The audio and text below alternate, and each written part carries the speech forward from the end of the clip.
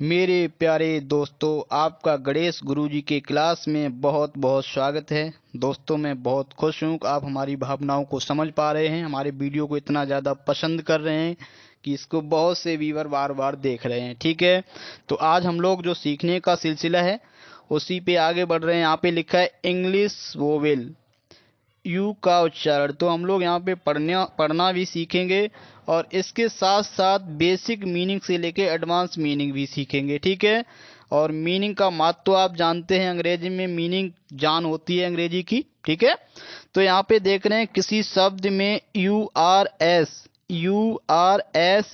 अगर ये आपका यू आर एस ई जुड़ा है तो इसको आप देखें तो अस साउंड, अस यानी कि अगर हम लोग देखेंगे रा को कम पढ़ेंगे तो अर्श, अर्श भी इसको पढ़ लेंगे। ठीक है, जहाँ ये जुड़ता है तो देखें साउंड कैसे निकलता है।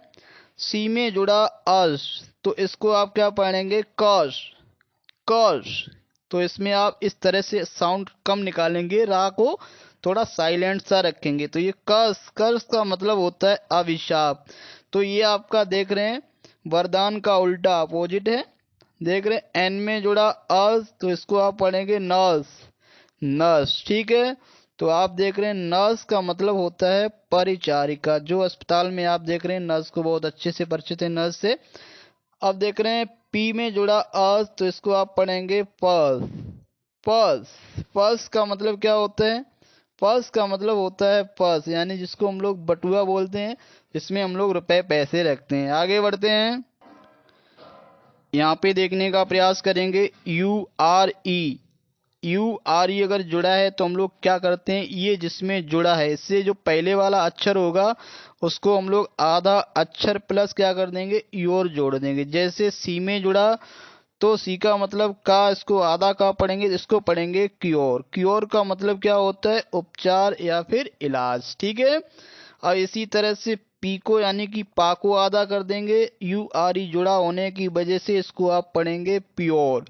प्योर का मतलब होता है शुद्ध। ये क्या होता है, अशुद्ध का उल्टा होता है शुद्ध। ठीक है, अब एस में जुड़ा यू आर ई तो इसको आप पढ़ेंगे श्योर।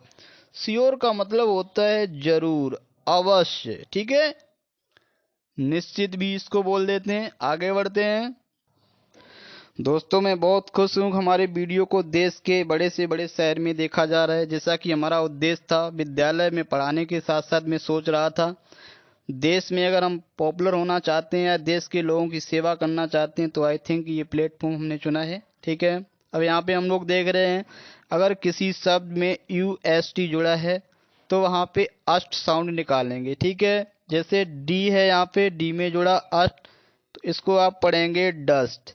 क्या पढ़ेंगे, डस्ट। डस्ट का मतलब क्या होता है, धूल होती है। ठीक है, अब जे में जुड़ा अष्ट तो इसको आप पढ़ेंगे जस्ट। जस्ट क्या होता है, जस्ट का मतलब होता है न्यायकारी यानी कि निष्पक्ष। ठीक है, जैसे उन्हीं के विक्रमादित्य न्यायकारी राजा थे तो इसका मतलब just, he was a just king. एम में जुड़ा अष्ट तो इसको आप पढ़ेंगे मस्ट।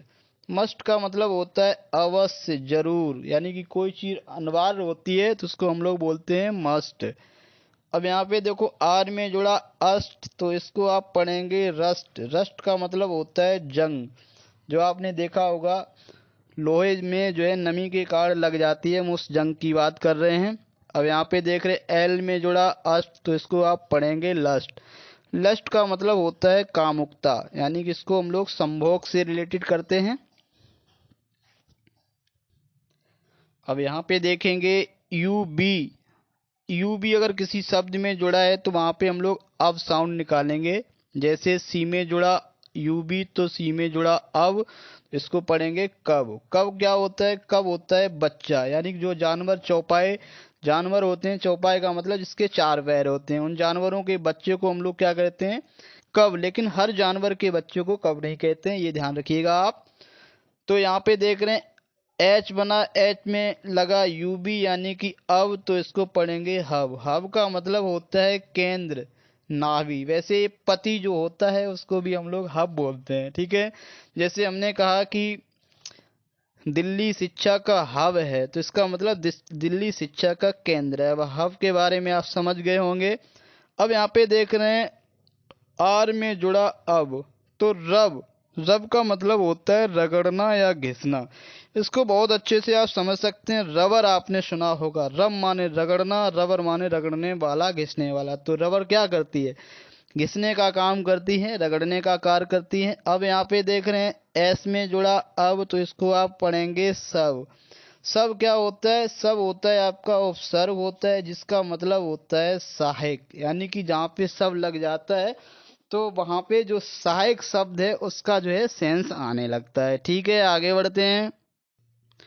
दोस्तों यदि आप बहुत कमज़ोर हैं, आपका कोई संबंधी बहुत कमज़ोर है और अंग्रेजी को बिल्कुल शुरुआत से सीखना चाहते हो, तो आई थिंक इससे अच्छा प्लेटफॉर्म शायद आपको नहीं मिलेगा। वीडियो अगर आप अच्छे से पढ़ेंगे तो ये बात समझ जाएंगे। ठीक है, तो मेरा आपसे सुझाव यही है कि आप हमसे जल्दी से जल्दी जुड़ जाइएगा। ठीक है, यहाँ पे हम लोग देखने का प्रयास करेंगे।